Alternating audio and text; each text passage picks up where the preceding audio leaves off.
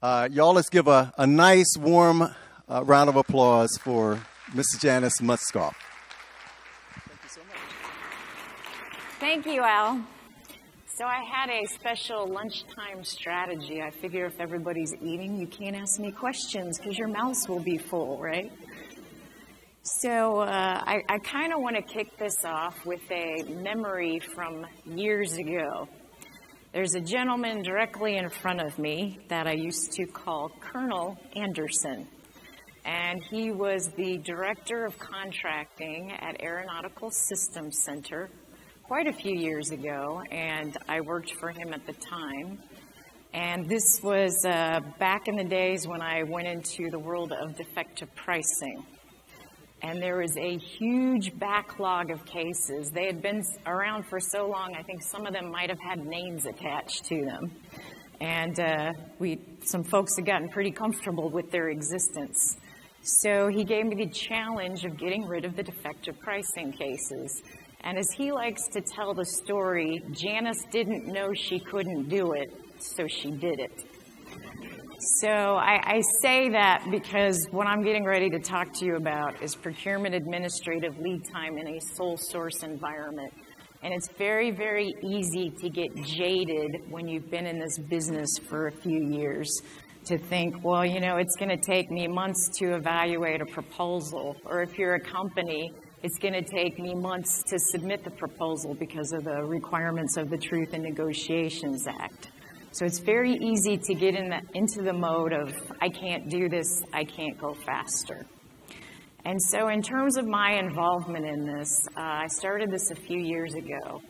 And I wanted to start internally in the pricing community in terms of how can we make a difference? You know, we can be pretty quick at saying, nope, can't do it faster. There's, you know, the proposals take too long. I can't get the data. You know, it might be blaming DCAA takes too long. It's just going to take as long as it takes. But what I ended up doing was sending a team out across the Air Force to benchmark practices in terms of, okay, guys, what actually works? And what are things we can do? And so this is really directed at the level of the field because, you know, they hear a lot of talk about pulp, but what can they actually do at their desk to affect change? And so I worked this into a very lengthy document that nobody would want to read, and eventually decided I need to kind of spice this thing up, make it a little more interesting, a little more interactive, and came up with the Sole Source Streamlining Toolbox. Now, there were a few premises that I want to talk just a little bit about in terms of what went into this toolbox. And one of them was just about getting the right information up front and avoiding rework. So get the data we need up front. Another one was, if we're not getting the data, to elevate issues in a timely manner. So sometimes you have a culture where the contracting officer feels like if I tell my management something's wrong, then I have failed. And that's not the case. So we encourage folks, if you're not making progress, you need to elevate. Another big thing is avoiding duplication of resources in terms of how do we use DCAA, how do we use DCMA, how do we use our own folks that are, you know, in the program offices. And then the last one, or actually I've got two more. One of them is considering materiality. This was very important in the pricing community because I've worked for some folks over the years who, you know, pricing's easy to dig into, right? And, you know, you couldn't move forward and get to clearance if you didn't have perfect information and an evaluation. And so I wanted to give folks permission to actually consider the concept of materiality in terms of where are they spending their time and make it, you know, effective. And finally, the last piece of this was promoting open communication with contractors. And I was a little concerned that in the aftermath of IPT, we might have gotten too far away from it.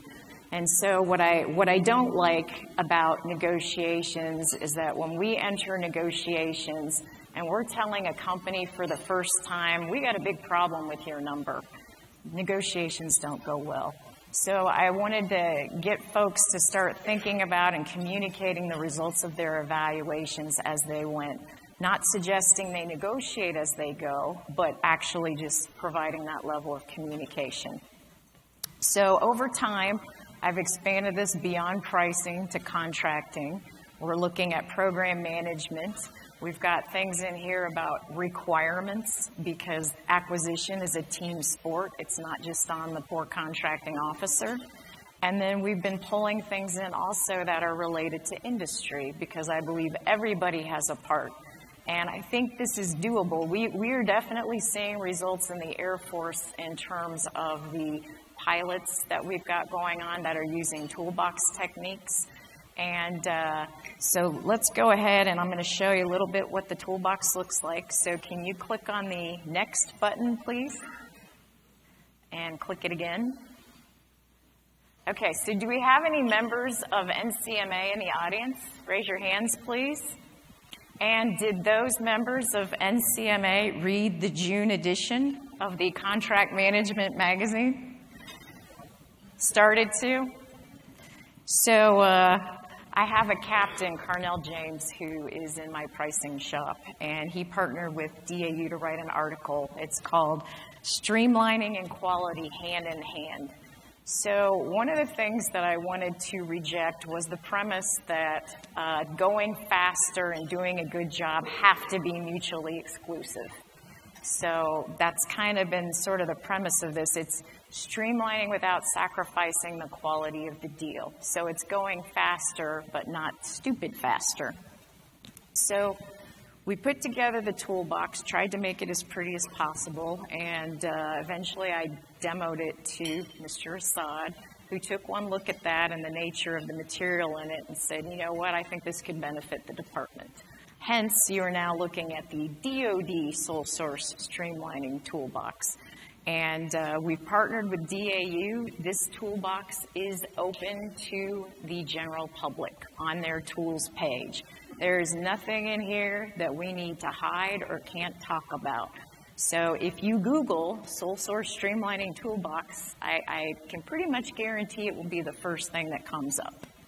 So let's talk a little bit about the content of the toolbox. You can see on the opening menu here that it's arranged by time in terms of techniques prior to RFP release, ones that can occur after, but before we get the proposal evaluation, negotiations, and then I've got a little bit of a catch-all category. So let's click on the first button, please, techniques prior to RFP release. And you'll see that there are 14 different techniques up on the screen there. And I'm not going to have the time to go into all of the different techniques, but I do want to visit a couple with you and show you how the toolbox is actually arranged. So let's go into the very first technique, which is the pre-RFP kickoff meeting with the contractor.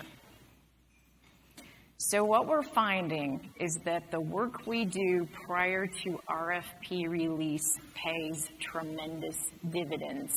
And when we can get, the government can get industry to talk to us prior to the RFP going out, we're going to make a big difference from a time frame standpoint. We're going to be able to have agreements on things that the company's going to do. For example, if we want an electronic cost model, we can have that discussion in advance, get that agreement, so it's not a surprise. And one of the things that is also very important to this toolbox in terms of the types of things we're doing is the inclusion of both DCAA and DCMA up front, okay? And I think it's important to share that DCAA and DCMA, both agencies have actually been through the toolbox in detail, and I have buy-off from both DCAA and DCMA. And so the pre-RFP kickoff meeting is the idea that we would actually have the team, and when I say team, the bigger team as far as everybody participating in this acquisition, DCAA, DCMA, contracting officer, program management, and then the representatives from industry, and they would literally go through and say, okay, what can we do to make this thing go faster? And so if you look down at the bottom of the screen, you'll see that we've got the entities involved. And contractor participation is in quite a few of these.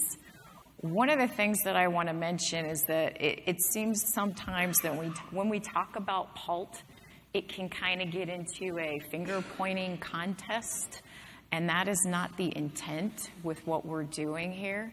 I think it's about accountability. And so when I started this process, I looked internally in terms of what can we in pricing do better, and then started to expand that. So we've got to hold ourselves accountable, but then we've also got to hold everybody else accountable in terms of doing what they need to do to make this go faster. Okay, let's go back to the techniques prior to RFP release, please. Bottom right button. Bottom right. Oh, that's okay. Click on one again. It's pretty easy to maneuver, as you can see. I assure you the gentleman who is running this presentation has never done this before, so pretty easy. One of the other things in here that we talk about frequently, and I know it can be a source of frustration for everybody in the acquisition community, is the idea that we actually have firm requirements. So I wanted to include that as part of the dialogue when it comes to, okay, how do we go faster? There's actually got to be, some serious thought put into the requirements up front, and try not to keep changing it as we go along, because it definitely is going to have an impact. Some other things that we're doing that are definitely paying dividends, things like getting the supplier proposals before the prime proposal comes in. And I'm talking about major suppliers, and typically when I speak, it's in the context of, pretty large buys in terms of what I'm involved with. So DCAA is willing to get involved early in the process. If there's a subcontract proposal that comes in before the prime proposal, they'll go out and start looking at, the subcontractor. And so that's something to keep in mind. And one thing, in case the folks in this room are not aware, that I think is very significant that DCAA is willing to do is that they've adjusted one of their policies, and in the context of long-term agreements for companies who do long-term agreements with their suppliers, if it used to be that if there wasn't actually an RFP out on the street, that DCAA wouldn't be participating in that process, and now they've adjusted their criteria for it. If I get this wrong, Ms. Bales can correct me later, but essentially if it's going to benefit the government, then DCAA will get involved in that. And so I think that's something significant, because subcontracts are one of my areas of concern. I mentioned that yesterday during the government panel, because what I find is that if a company moves out, negotiates a subcontract, the government goes off, does their thing independent, and then looks at what the prime negotiated with the sub and doesn't like the results, it's not going to go well for any of us. And that takes a huge amount of time to get everything reconciled. It's obviously not going to go over well if we're telling the prime to go back and renegotiate. And so actually being part of that process up front when it's appropriate, again, is paying dividends. And that's something that we've definitely seen some results in. It's changing culture. A lot of what we're talking about is changing how we do business from a culture standpoint. The last two techniques on this prior to RFP release, Mr. Assad was talking a little bit about statutory authorities. And so I wanted to make sure this is another way of getting the word out, right, to contracting officers and really to industry folks now, because industry has access to this. And so there's a couple of pilot authorities that get mentioned in here in terms of giving folks an understanding of what those are and how that can be utilized. So let's go back to the main menu, bottom left button. And we'll go ahead and click on two, but I'm not going to go into these in detail. One of the things I want to mention with respect to this is that it is a living document, and I'm very open to suggestions. In fact, if you look in the bottom right of the screen, it says suggest a new sole source streamlining technique or report a problem, and that'll go directly to the captain that is my action officer on the toolbox. So I'm interested in feedback from the services. I'm interested in feedback from industry. If anybody has any ideas that aren't in here that are actually going to help us become more efficient and streamline, I am very open to hearing suggestions, because we can make changes to it and then get it, updated with DAU. All right, so let's go back to the menu and click on number 3, please. So you can see this one is well populated. We spent a lot of time on this particular one, especially because it's pretty pricing centric. And I'll probably go ahead and cover a few of these. Number 6 is kind of interesting. Utilize the results of recent analyses when appropriate. And could you click on 6, please? So in the Air Force, we recently took this one to an extreme. We had a situation where we were in a lot buy, and the follow-on proposal for the next lot had come in, and we were we were at the point of time where it was the clearance process. So the new proposal was in, and we took a look at that and said, okay, why would we start over on this? And so it's along the lines of some of what Mr. Assad mentioned yesterday. So we literally looked at it. Is it the same configuration? Are there any significant differences? And fortunately, the answer was no. So it honestly didn't require, a lot of thought to figure out how to apply the result of our recent evaluation to that new proposal. And so ended up, the team got clearance to go negotiate 2 different lot buys, went to the table, and they were able to negotiate both at the same time. And so as far as time savings, it was an easy 12 months that they saved in time. And of course, benefits also would include the fact that, that proposal prep, pretty much stopped after that proposal came in and the team went to the table with the company. So I would definitely view that as a huge win-win for both the industry and government.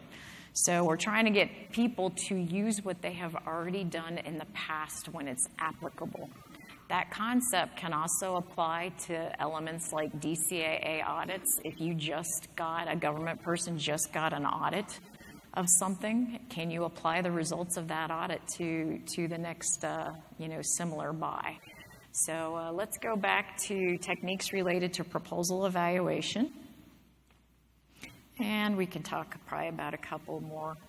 So let's talk about number 15, evaluation of contractors' basis of estimate at the highest meaningful level.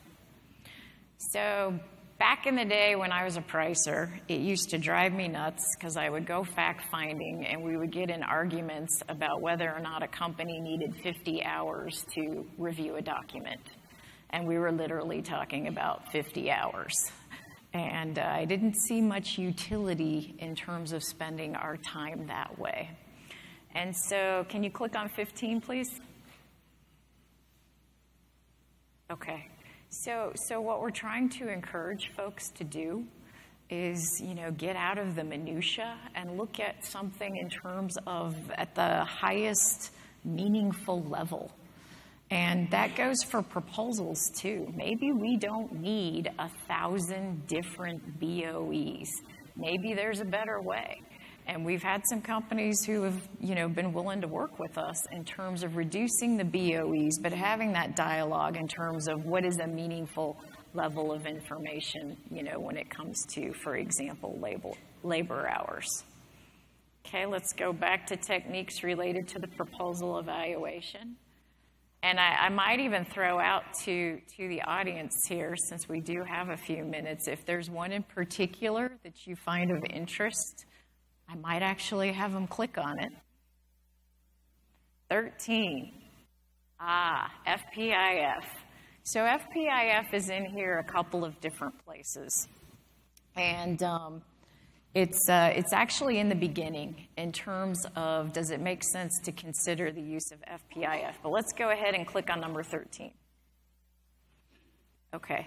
So we have used this as a technique, and one of the things I do want to be clear on is everything that is in this is not theoretical, it's not imaginary, it's things that we've actually had success with that have, helped save time, or in this particular case, closing the deal. And so in the Air Force, we have a lot of training on the topic of fixed price incentive firm contracts. And what Mr. Assad mentioned having a range yesterday. And one of the things that, I've seen over the years is the idea of somebody falling in love with a number, right? And it's a point estimate. And the reality is the odds of that point estimate being accurate are probably not very good. But if you start talking about a range, the odds are going to go up. And so what FPIF does is it's not a, win or lose proposition anymore from an FFP standpoint. It enables the government to share if there's an underrun, and it enables us, from our perspective, to take on more risk in that cost line. From the company's perspective, they also get to share in the underrun. Granted, it's not 100% share, but then if there is a overrun, then typically the government's going to take a share in that as well. So we've kind of opened the aperture, so to speak, when we're looking at this idea of a range of cost, and FPIF is very helpful because I won't get into graphing FPIF, but when you look at the line of an FPIF, every point on that line is really going to be the same deal. And so we're actually taking advantage of the idea of using the geometry to close the deal, and it has been very successful in a number of cases. Okay, let's go back to proposal evaluation. Anybody else want to see something? I guess this is this on? Can I ask a quick question? Sure, there you are. You the lights are a little blinding.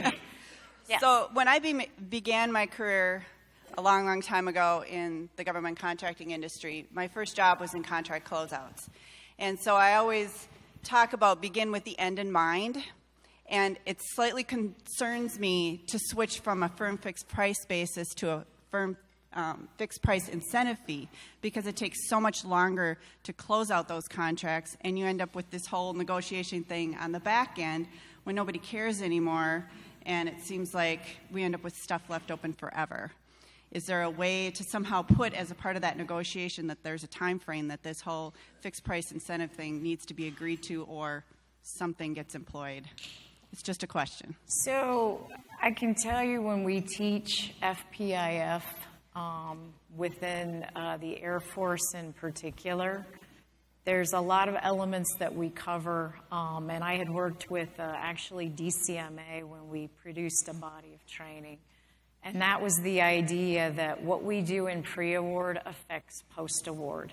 And we need to take that into consideration. We need to take into consideration the level of complexity that we're adding to post-award during pre-award, in terms of how does the FPIF get administered? Is it at the contract line item level? Is it at the contract level? How many different types of contract line items do we actually have? And we've been having some dialogue with DCMA in terms of what happens when we get to that point of contract closeout.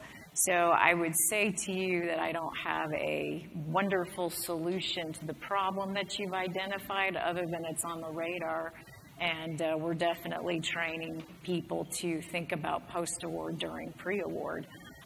Do I think it negates the benefits of fixed price incentive firm contracts? Absolutely not, but I think it's definitely a discussion that we need to continue to have in terms of what kind of resources it's potentially taking on the post-award side of the house. Any other questions in this particular area? I do have a section on materiality, and I think that's probably worth, if you have some time to go in and click on it. And then one of the things, I've got a little section in there on adding additional quantities.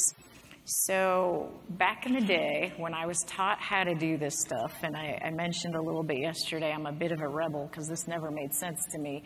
If we wanted to add a few units of quantity to our negotiation, did we really have to go back and get a new proposal?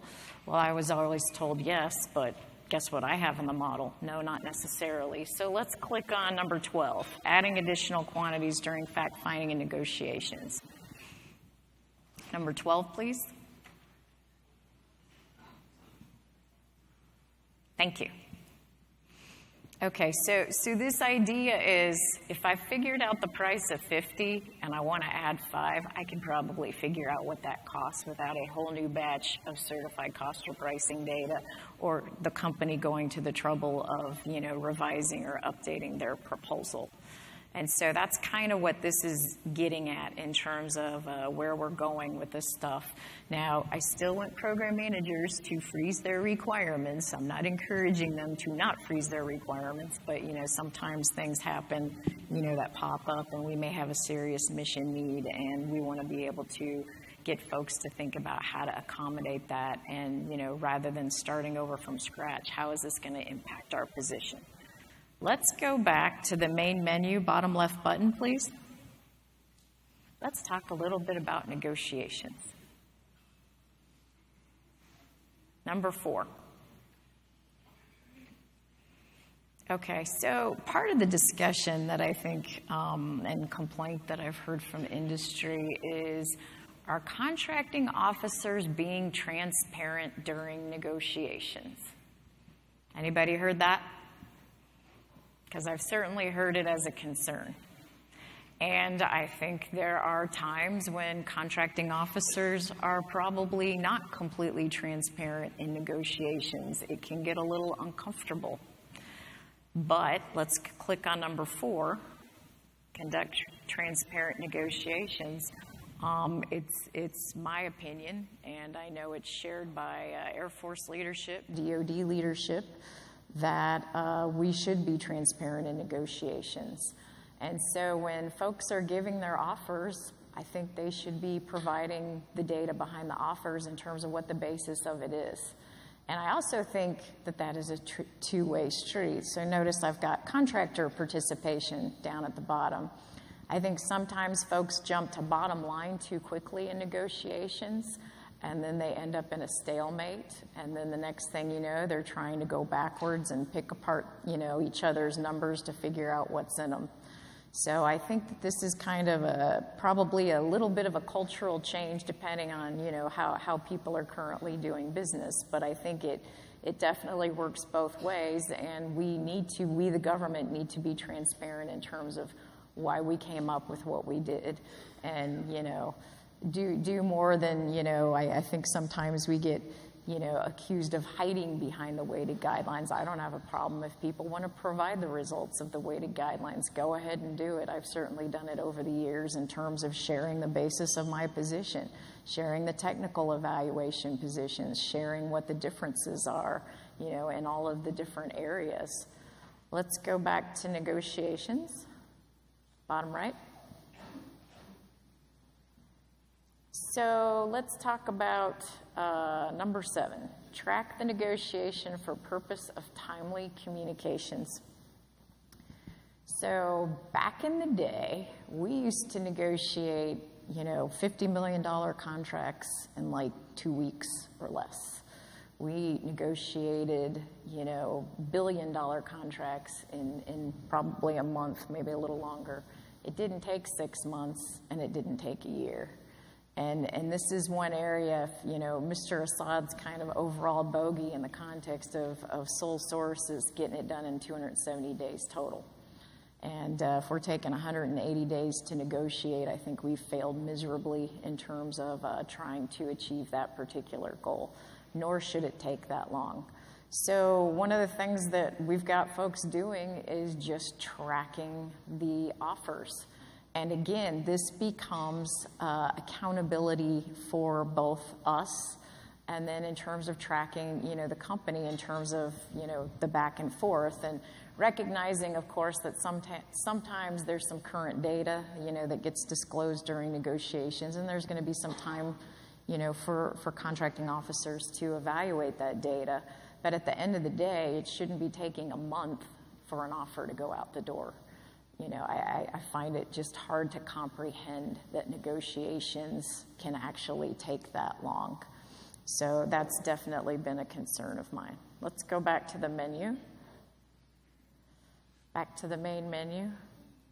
And we're going to click on number 5. So you've been hearing Mr. Assad talk about PALT, and I'm going to ask him to click on number 9, please, the performance metrics. And down at the bottom, these came straight from Mr. Assad in terms of how to get to that 270 days if you're interested. And I know when he first threw out getting the initial proposal in 60 days, there was definitely a lot of consternation in terms like, how is that possible? And 90 days to get an adequate proposal as far as, you know, the CARS, the supplier analyses coming in. But I will tell you, on our 2 Air Force pilots, everybody, both pilots are current up through business clearance. And they have met all of the bogeys in here so far. Obviously, some of that's going to be where you concentrate your resources in terms of how effective that is. But it's also what we're finding is how the companies are working with us. We've got one particular company who is actually sharing with us where they're at on their major suppliers prior to submitting their proposal. So which suppliers have come in, where they're at on the analyses, and DCAA is even part of, you know, tracking that and having that dialogue.